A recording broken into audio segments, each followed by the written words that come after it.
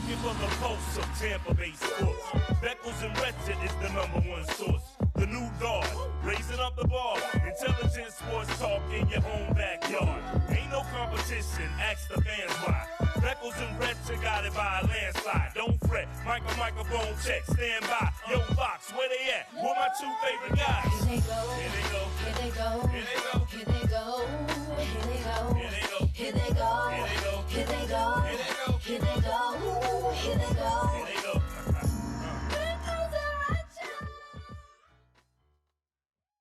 All right, here we go. Welcome back to the Beckles and Recher podcast. Once again, special thanks goes out to our major sponsor, the Dignitary Cafe. Yeah. 4817 Southwest Shore Boulevard. The best kava and kratom on the planet Earth. What's up, man? I just want to start off today by saying, oh, say, can you see I thought you could sing, bro. by the dawn's early light? Are you doing Manny Pacquiao? My pocket sometimes when we touch. I'm doing Carl Lewis. You doing it well. And the Rockets, red glare. What does Canada have now? We have not been on together since Jack Hughes scored the biggest goal to Mike Eruzione 46 years ago. What does the great country of Canada have now that they've lost to both the women and the men in the gold medal game? What do they have now? Other than Poutine and Pamela Anderson. What do they have now? I'm not in Canada. Oh, quickly gave the Canada card back. You were waving the maple listen, leaf. I'm waving it. I'm not a waiver, and I'm also not, You are wavering. not a BSer, okay? I said I'm cheering for Canada. I also didn't really care. I can't. You could ask Tom, you could ask Tom Ponzo. I was here watching with Tom Ponzo when it was over, and I said this: I am happy for the United States because the United States needed it at this moment. I was cheering for Canada. I'm telling everybody right now, I'm cheering for Canada. But you think I'm upset that United States won? I'm not. That ain't it. First of all, because I think I'm a gracious winner and a gracious loser. There's no such thing as a gracious winner. There absolutely is. Or a gracious. There absolutely is. No way. You just don't know much about it. That's right. Rubbing it in. That means nothing. Clearly. It means nothing. Clearly. Nothing. I know, because I'm the guy who, at the end of the game, makes sure the kids line up and shake hands and are gracious. I don't believe in that at all. Sportsmanship is overrated. Clearly. Overrated. Clearly. Hate that it. new generation thing. The new I'm generation. the old school generation where I said, you know what, you're a hell of a competitor. Thank you for the competition. Not, you a bitch ass this and bitch this and that. You youngins don't know. Free bird, yeah. You youngins don't understand. I mean, you know what, Beck? One day, Canada will be good enough to win the gold medal. Until then, you've got Austin Matthews as the captain of the Maple Leafs and Brady Tkachuk as the captain of the Ottawa Senators. Just two good American boys. Yeah, I mean, once again, I think it's a weird type of competition to where you're playing with somebody, then against somebody, then back right? with somebody. I think that would be weird to compete with somebody, then bang them. Then can you imagine that? That's why we talked about this I think a couple weeks ago. How weird that football's so different in that aspect, because especially you guys on the line, it's like constant car crashes. Could you imagine doing that against the guy and then, fighting the guy, and then all of a sudden next week, he's on your team? It's not a trade because we know how that shit happens sometimes in sports. It would be nuts. It would be like the Ultimate Fighter. Yeah. You see what I mean? The Ultimate Fighter, they're on your team, then all of a sudden you're fighting them. But I watched every second of that game, and I don't know if I've watched a more enjoyable hockey game. So good. It was such an enjoyable, so much talent game. Top to bottom. Canada, I thought was clearly a better hockey team, but Hellebuck, yeah. He was clearly the best player on the ice. He was unbelievable. That was fun. And that's the difference between hockey than any other sport, because I thought that might have been Canada's best game they played. And it's just by far. In hockey, by far. A goalie, and we see that here at the Lightning, you think you could have a better team and you think you could play better, but that one guy, he influences the game even more than I think quarterback is probably the hardest position to play in sports. Agreed. But I think the one position out of all the 4 major sports, there's 2 of them. That dictates. There's two positions. What? There's one other position that completely dictates. Who? Pitcher. But you still can't score runs though. You can still lose. Correct, but if you have but I guess you said if you have an untouchable because pitcher, your goalie can't score. That's what I'm saying. If goalie your goalie has a shutout, you win. That's why Ohtani's so If good. your pitcher has a shutout, you win. Yeah. That's the thing. But here's the thing about, and I agree, it's not close. Quarterback is way harder, but it's dependent on so much. Right. You can't do it, not even close by yourself. Here's it's the other not thing close. too. For a goalie, Yeah. you're not going to cut. There's not 3 guys coming in after either. That's true. For the most part. Yeah, which is true. pretty crazy. Shout out to Johnny B watching here on the podcast. Johnny Bizzle. USA. He said Justin Bieber too. You guys did a good job. I watched the video. A lot of people losing weight over there at the Bone, huh? Yeah, John Senning? John Senning shaved his beard. He looked good. He looks good. Yeah. He looks good. You know, everybody's You guys doing a good job, man. We started off. Me and Johnny started off. We were kind of looking at each other. We kind of need some inspiration, and John and Pat Maroon, who was AWOL, didn't show up for his weigh-in. Oh, Patty. What are you doing, buddy? Yeah, Patty. Come on, man. Is that like you can't do that right now? Well, I mean, didn't show up for his weigh-in. What do you mean? Wow. What do you mean? You skirting it after a month and a half? You don't show up for your weigh-in? Wow, Pat. I'm better than that. I can't do that. We should call him live. I can't do that. What's going on with this guy? Did they call him? They did call him. Should have called him live on the show. But he was on the show every week. Is he still on the show every week? I don't know. Probably not now. He didn't show up yesterday. Come on. I mean, that's just uncalled. Can't do that. Sacre bleu. All right, I wanted to talk some Buccaneers pass rush because everybody and their mother's like, oh, get Zach. Max Crosby, you've talked about it too. And now Trey Hendrickson. Apparently, was it Adam Schefter saying, oh, he'd love to play in Tampa Bay.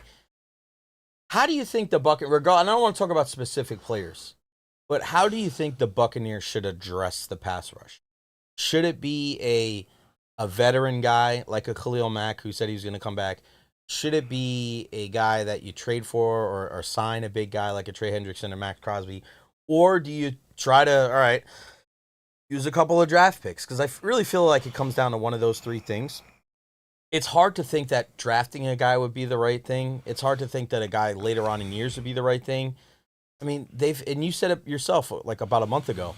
Jason Light's probably a B+ general manager in your mind, and he's an F when it comes to drafting pass rushers. So it's kind of difficult to gauge on what I feel like they need to try to get as close to a finished product as possible. What do you think? Well, if you're asking me how does a team get better at pass rush, it depends on who the team is, what situation they're in. Right. With the Buccaneers, this is a situation I find the Buccaneers are in this year. Jason Light and definitely Todd Bowles, more so Todd Bowles than Jason Light, needs to win this year. Yeah. This year, period. So you can go ahead and draft you a pass rusher. How many pass rushers affect their team the first year they're drafted? Maybe 1 out of 20? Yeah. Okay? 1 out of 20. Seriously. Like a Thibodeau you with Thibodeau, he's a first-round pick. You wouldn't say he's a bust. You wouldn't say he's worth the pick. He's got a lot of Jadavian Clowney at home. But he's not a bad football player. No. If you're an 8-sack guy in the NFL, you're not a bad guy. No, but you're not a top 5 That's pick what I'm either. saying, though. So that's the problem. And he won that at the beginning. He is an 8-sack guy now. Mm-hmm. That's 4 years, 5 years in. So do you wait for Jadavion Clowney to be 4 years in so you get 8 to 10 sacks? Like, is that what you mean? It doesn't make any sense. If you can get a Trey Hendrickson or a Max Crosby who is a 15 to 20 guy, there's only a handful of them cats, dog. If you can get one of them dudes, go get them. Is it surprising that teams don't put more of an onus on that, knowing how rare they are? I don't know if they can because there's only one Max Crosby. There's only one Hendrickson. You know, there's literally 4 of these guys that we're talking about. But that's what I'm saying. Like, those guys do get paid. But if you're a team like the Buccaneers and you have such a clear difference, right? Yeah. But everybody wants one. Not everybody can get one. I mean, everybody wants one. Everybody looks over there and they go, damn, I wish we had that difference maker. Like, when coaching for Chamberlain, I'm watching these other teams and I'm like, well, their coaches are swolled up, but look at their players. Like, Right. I would be one fantastic coach if my players were longer and faster and understood football more and watched film more. And, a lot of it's not, rocket science. Having good pass rushers makes you a better defense regardless what defense you're calling. But is that something against Todd Bowles and the defensive staff if they haven't been able to develop guys? A little bit. Over the years? A little bit. It's a little bit I on would think Todd so. Bowles. It's on Todd Bowles a little bit. It's on Jason Light as well. Teams, right? Like, guys pop up out of nowhere. That's my thing with the Bucs that I have an issue with. You see the Rays always have a guy out of the bullpen. You're like, who's that? Yeah. Right? Kyle Snyder found a way. The Lightning have Charlie Wardess too. Who is that? They draft, they sign, they develop. Let me ask you this. Who have the Buccaneers developed out of nowhere in the last 5 years? Undrafted guy, really late draft pick, right? There's no guys that have burst onto the scene. Maybe Christian Izzy, but they're non-tendering the guy, and he's a backup safety. Jesus. But see, that's the answer. Yeah. That's the answer, unfortunately. Yeah, there was those people back in the day. We don't have them anymore. The only guy that we've seen that really from is Shaq Barrett, a guy that was a multiple You're talking piece. about just defense or period? Just at all. We had some linemen. We had linemen. Okay. Ali Marpet. But still, he was a third-round pick, Oh, Beck. So, I mean, yeah, I I'm know. talking Yeah. farther down. Yeah. I'm talking a guy like, all right, Tez Johnson, he's a seventh-round pick, but that's not much. How many of these guys are really Think about their entire team, right? Evans is a first-round pick. Godwin's a middle-round pick. Yeah. Okay. Abuka's a first-round pick. J-Mac is a middle-round pick. Baker. Otten's a middle-round pick. Baker was the Baker's number a high one pick, overall yeah. pick. Tristan was a first-rounder. You know what I'm saying? So it's like, Yeah. where are these diamonds in the rough? Mm-hmm. That's what good teams do. And you just mentioned Todd Bowles. I wanted to ask you this.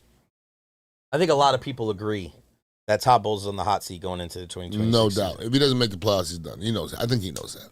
But what about Jason Light? How warm is his seat? Because we're getting farther and farther away from the Tom Brady years. And there are still people looking at it going, hey, outside of your relationship with Bruce Arians and Tom Brady, there were some misses there, and especially with some of these recent draft classes. Yeah. As Scott Reynolds likes to say from Pewter Report, he's drafted a lot of starters, but not a lot of stars. So what do you think? How warm is that seat for Jason Light? I think it's easier to evaluate a head coach's seat than a GM because the billionaires, that's their number one guy that they deal with. Mm-hmm. And a lot of times, if they're comfortable with them, it doesn't matter what we think. I really do believe that. I think a lot of these billionaires, if they're comfortable with Jason Light dealing with their entity, because they got a bunch of them, then sometimes it's not always about the results. It's just being comfortable because... And you're saying, Yeah. them listening to him? Yes. Yeah. I mean, in Do general, what we like say not kind of thing? everybody, like billionaires, They want yes men? well, some of that, like, unfortunately, I'm watching a lot of this Epstein stuff and a lot of the stuff that's going on. And, like this guy, Les Wexner, they're saying, oh, well, he stole, Epstein stole money from him. No, you don't steal money from billionaires. No, you guys were in cahoots with billionaires, okay? So I think Jason Light thinks like-minded to the Buccaneers and the Glazers, and I think they're comfortable with him. And I think they understand that the decisions that they make, that Jason Light makes, is also their decisions. You see what I mean? So you can put somebody else in that position, but you're the ones really making the decisions. So if you can feel comfortable working with somebody, you really don't like to mess that up. I think that's the reason why they didn't fire Todd Bowles. I just think they're comfortable working with Todd Bowles. Yeah.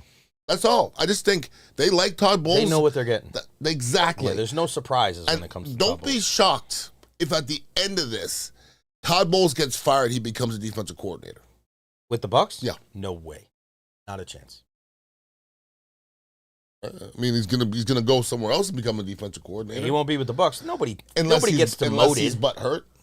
But Nobody in their right mind would go and it's get not demoted. happened, but they're pretty freaking comfortable with Todd Bowles. I'm telling you, I bet my house on it. Okay. They would not. Once again, I just think they're very comfortable with I Todd wouldn't. Bowles. I don't disagree with that. Yeah. But I'm just curious about Jason Light. I don't disagree with you because they like him, and I think that's what the Glazers want. But they moved on from Rich McKay, didn't they? So Well, watching the that's why you raise the used flags, the you know what I mean? documentary. You can see that they like Jason Light. Yeah, They like what Jason Light has done for them.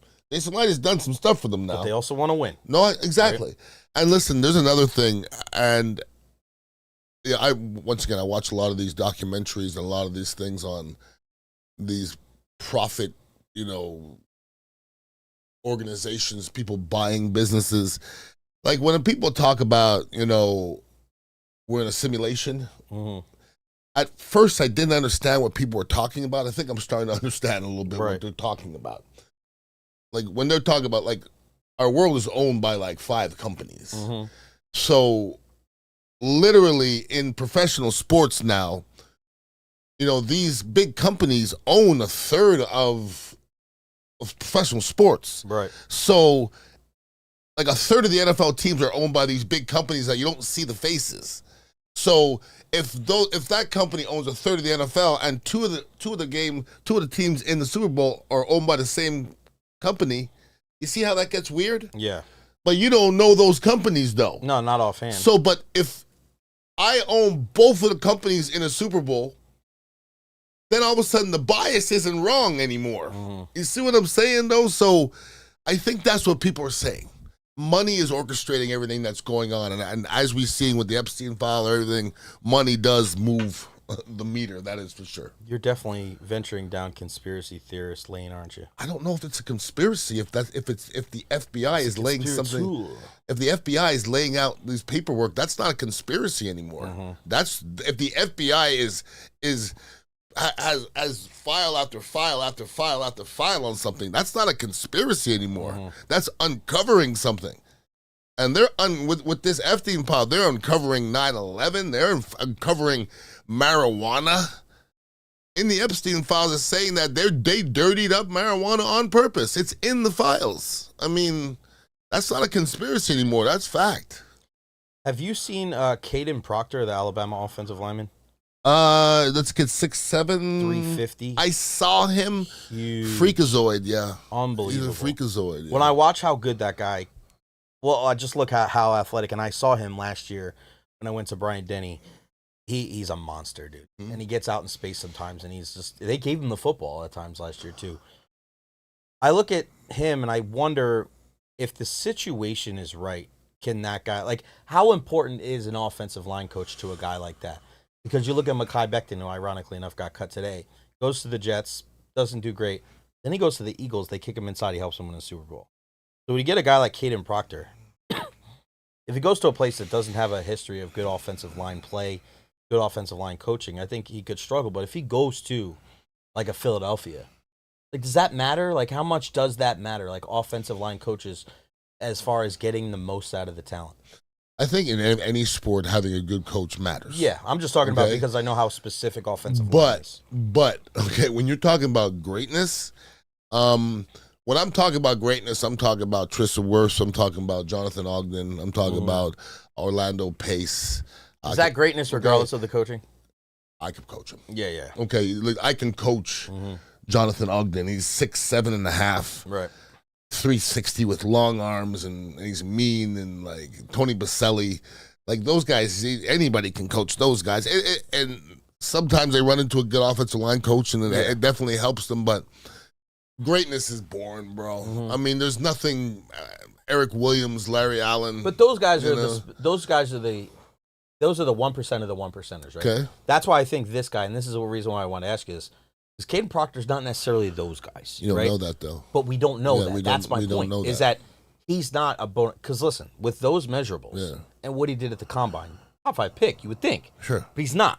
He's a middle round guy, end of the first round, top of the second. It still doesn't mean he's not that guy, though. Agreed. Yeah. But my thing is what is going to give him the best chance to be like a Jonathan Ogden guy?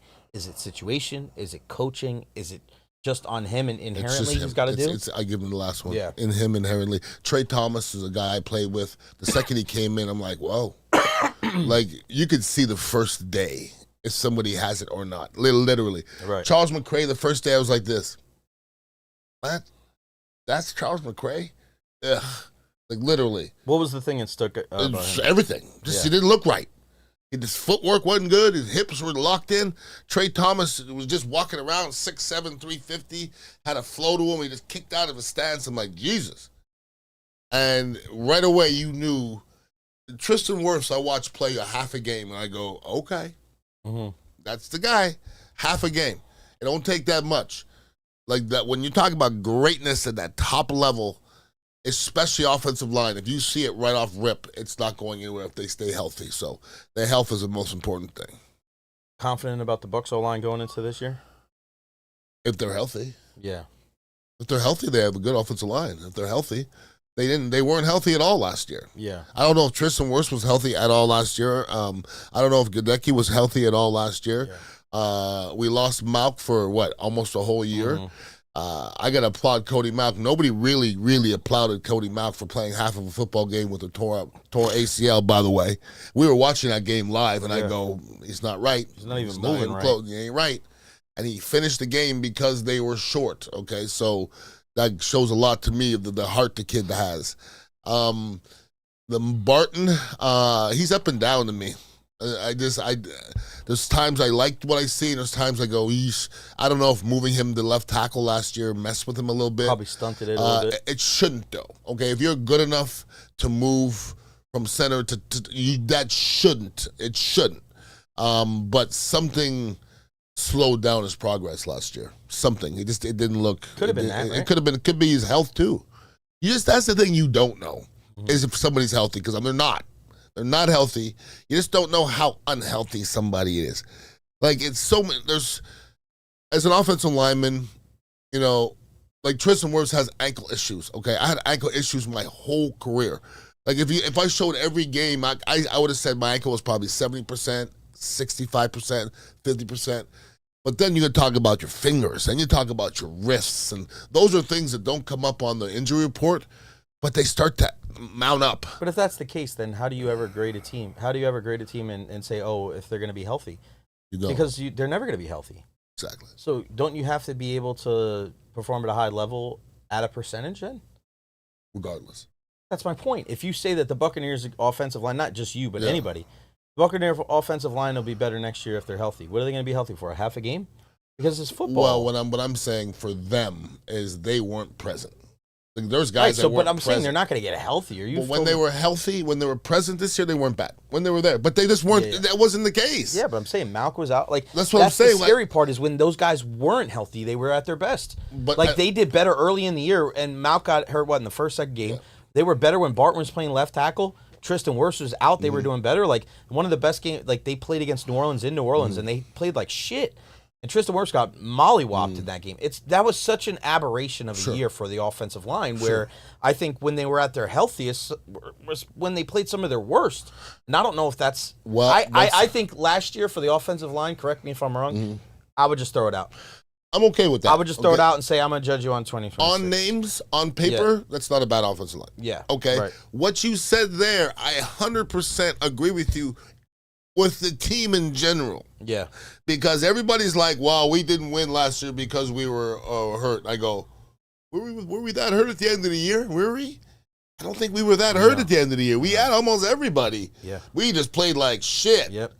I mean, we won. What did we lose? 4 of the last 5 games, and we had about everybody there. I can just think Kalijah Cansey and Cody Malk be the only ones I could think at the end of the year we were really missing. So that's why if the Buccaneers don't do something to improve this football team, personnel-wise, I ain't going to be the one talking about this team is ready for anything, because at the end of the year last year, I didn't think they were that talented. I really didn't. Not that impressive at all. Nope. What do you make of, and I think this is such a perfect question to ask you, it's a very similar situation to Ali Marpet. Drew Dalman, the center of the Chicago Bears, announced his retirement after making the Pro Bowl, 27 years young, center for the Bears. We're still waiting for kind of like a long explanation, but I don't think we need to wait for his explanation to understand why he decided to call it quits at this point of his career. 27 years young. You know what I mean? And it's just like, same thing as Ali. It's like you're playing the best football of your career, but I'm sure at that position, taking all those licks day after day after day, you kind of take a look in the mirror like, I really want to focus on the quality of my life after this. Is there any other explanation? No. It doesn't have. Right? It doesn't. Not that you need one. That's what I'm saying. We don't need an explanation. Here's the explanation. It wasn't worth it. For him. Period. Yeah. Done. Over with. Okay. What do you say to people? Because I mean, obviously, the vocal minority is social media and really some of the absolute scum of the scum. But what do you say to those people that I can't believe he would do that? I can't believe he'd do that. I know. I don't talk. I know you don't usually. I know you wouldn't talk to people like that. But what are they not getting? And I know it's probably tough to be rational to an irrational person, but what are they not understanding? Even if they are open minded to I just don't get it. Why would he retire at this point? Well, if somebody would say that, I would say to him, just listen to me for a second, okay? This is not a desk job. This is football, all right? I'll put you through one practice, and then I'll say, I'll give you $1 million if you do this every day, and you'll go, it's not worth it. I'm just telling you, it's not for everybody, all right? It's not. To start with, my last year I played in the NFL, I was with the Denver Broncos, and I went to training camp, and I went to one practice, and I overdid it and cramped up, and I got to a point where I locked up so much that I just called my wife and I was like, I'm coming home. I was making $900,000, okay?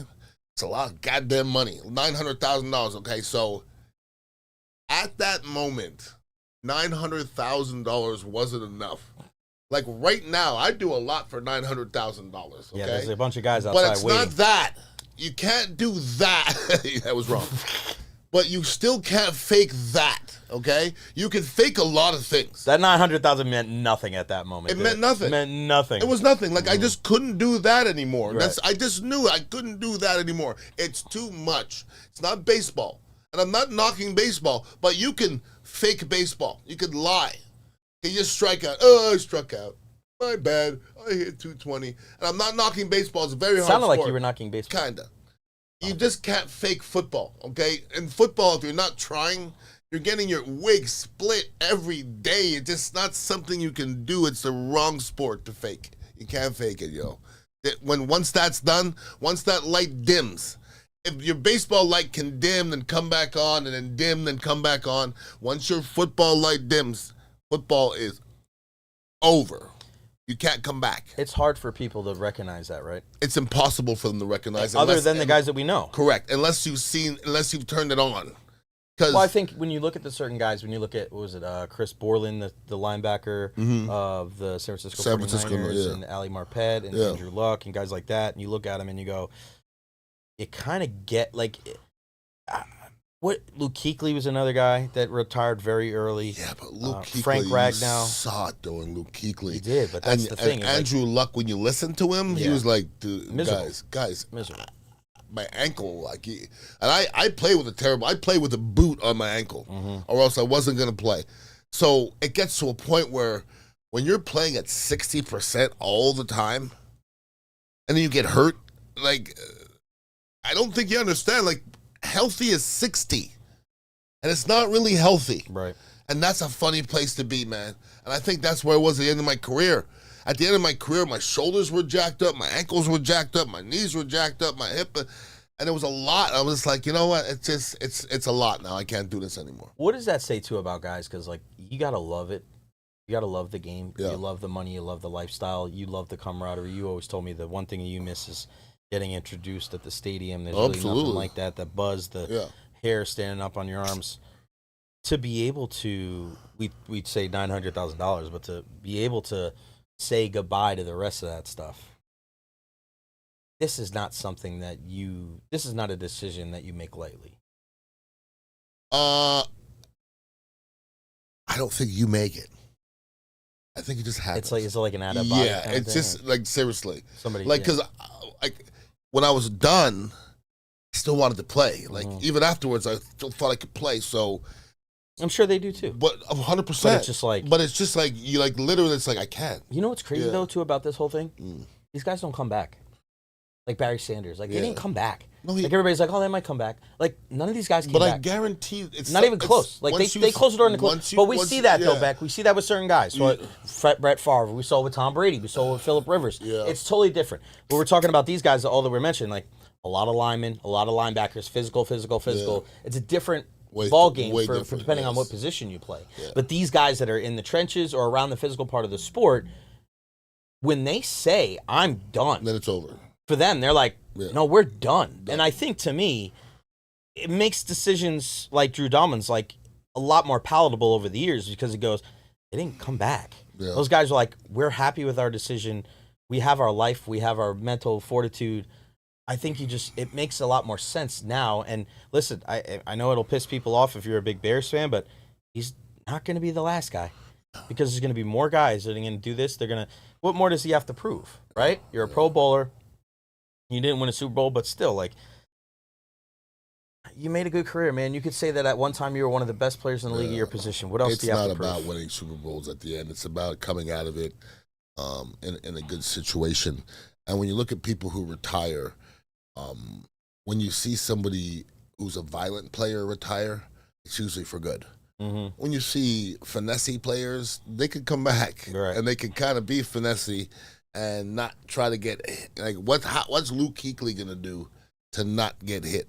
Right. Like, where is he going to go? Okay, so once again, there are certain things you can fake. You can fake Tom Brady.